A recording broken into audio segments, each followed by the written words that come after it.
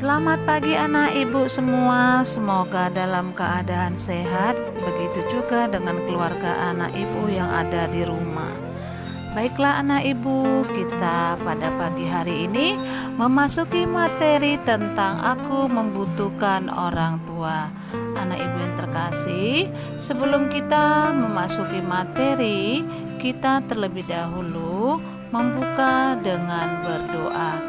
Baiklah anak ibu yang ada di rumah, marilah kita berdoa. Dalam nama Bapa, Putra, dan Roh Kudus. Amin. Allah Bapa di surga, terima kasih Engkau menciptakan kami untuk hidup bersama dengan orang lain dan saling mengasihi satu dengan yang lain. Semoga dalam pelajaran ini kami semakin memahami bahwa setiap hari kami terus menumbuhkan sesama untuk mengembangkan diri untuk lebih maju dan lebih berkembang dalam hidup ini. Demi kemuliaan-Mu Yesus Kristus kami berdoa. Amin. Dalam nama Bapa, Putra, dan Roh Kudus. Amin. Anak ibu yang terkasih, di sini ibu memberikan beberapa tujuan pembelajaran dari materi kita pada pagi hari ini. Tujuan pembelajaran yang pertama adalah peserta didik dapat menjelaskan makna manusia sebagai makhluk sosial.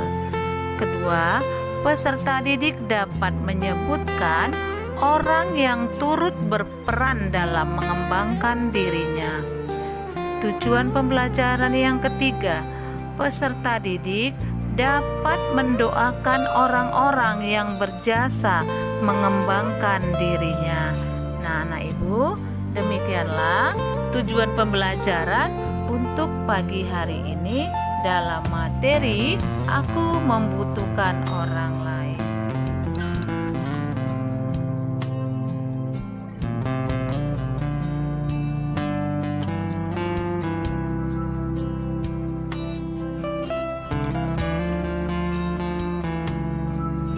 Baiklah anak ibu yang terkasih, pagi ini kita masuk dalam materi aku membutuhkan orang lain.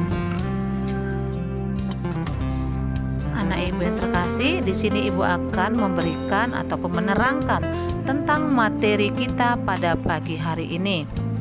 Manusia adalah makhluk individu sekaligus makhluk sosial. Sebagai makhluk individu, ia adalah pribadi yang unik. Sebagai makhluk sosial, ia senantiasa berhubungan, berelasi, berteman dengan orang lain di sekitarnya. Sikap manusia sebagai makhluk sosial adalah saling memberi dan saling menerima dalam kehidupan bersama. Di sini juga manusia disebut sebagai makhluk berbudaya.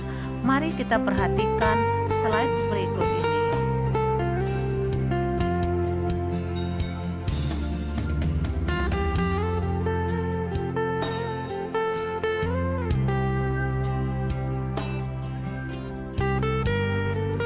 Di sini ibu jelaskan kembali manusia sebagai makhluk berbudaya. Manusia sebagai makhluk berbudaya tidak lain adalah makhluk yang senantiasa mendayagunakan akal budinya untuk menciptakan kebahagiaan. Karena yang membahagiakan hidup manusia itu hakikatnya sesuatu yang baik, benar, dan adil.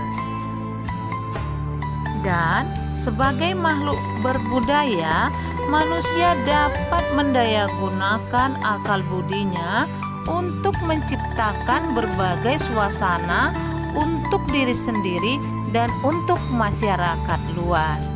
Itulah pengertian manusia sebagai makhluk berbudaya. Karena pada hakikatnya manusia harus dipandang secara utuh.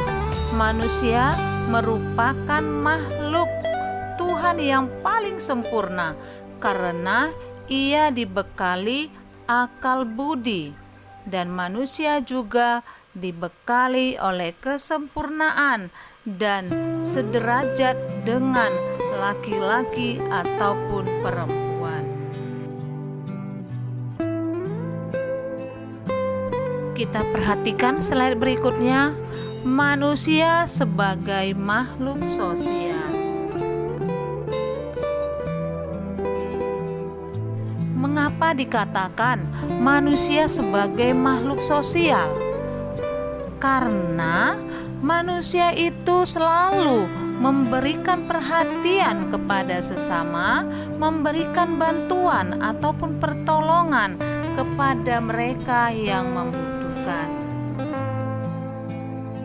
Seperti ada yang di slide berikut ini, beberapa orang ataupun masyarakat yang saling bergotong royong itu adalah merupakan sosial yang dibutuhkan oleh masyarakat.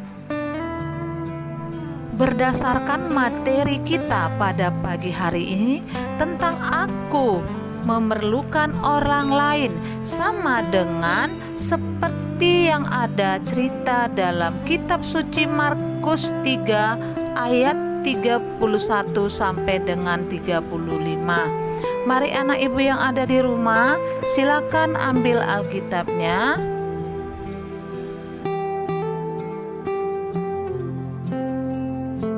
Mari kita sama-sama membaca Markus 3 ayat 31 sampai dengan 35. Di situ dikatakan, Yesus dan sanak saudaranya. Lalu datanglah ibu dari saudara-saudara Yesus, sementara mereka berdiri di luar. Mereka menyuruh orang memanggil dia. Ada orang banyak duduk mengelilingi dia. Mereka berkata kepadanya, "Lihat, ibu dan saudara-saudaramu ada di luar dan berusaha menemui engkau." Jawab Yesus kepada mereka, "Siapa ibuku dan siapa saudara-saudaraku?" Ia melihat kepada orang-orang yang duduk di sekelilingnya itu dan berkata, "Ini ibuku dan saudara-saudaraku. Barang siapa melakukan kehendak Allah, dialah saudaraku laki-laki, dialah saudaraku perempuan, dialah ibuku." Demikianlah isi dari kitab Markus 3 ayat 31 sampai dengan 35. Baiklah anak ibu yang terkasih, sesuai dengan materi pada pagi hari ini, aku membutuhkan orang lain.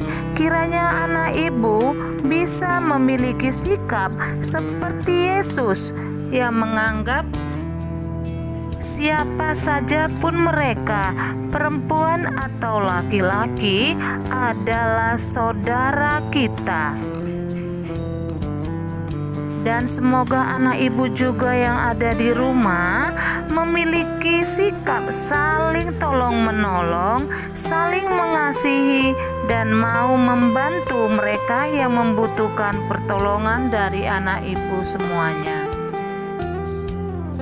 Baiklah anak ibu, setelah ibu memberikan penjelasan tentang materi kita pada pagi hari ini, di sini ibu memberikan beberapa kesimpulan untuk anak ibu yang ada di rumah. Kesimpulan yang pertama, sebagai manusia kita harus saling mengasihi satu dengan yang lain. Yang kedua, sebagai ciptaan Tuhan, manusia diwajibkan untuk melaksanakan kehendak Allah, karena itu merupakan dasar untuk kehidupan setiap manusia. Nah, anak ibu yang terkasih, semoga materi kita pada pagi hari ini dapat membawa anak ibu dan memahami sehingga dapat melakukan dan melaksanakan sesuai yang dikehendaki oleh Tuhan kepada kita. Baik anak ibu, Semoga anak ibu dalam keadaan sehat dan ibu akhiri dengan salam terima kasih.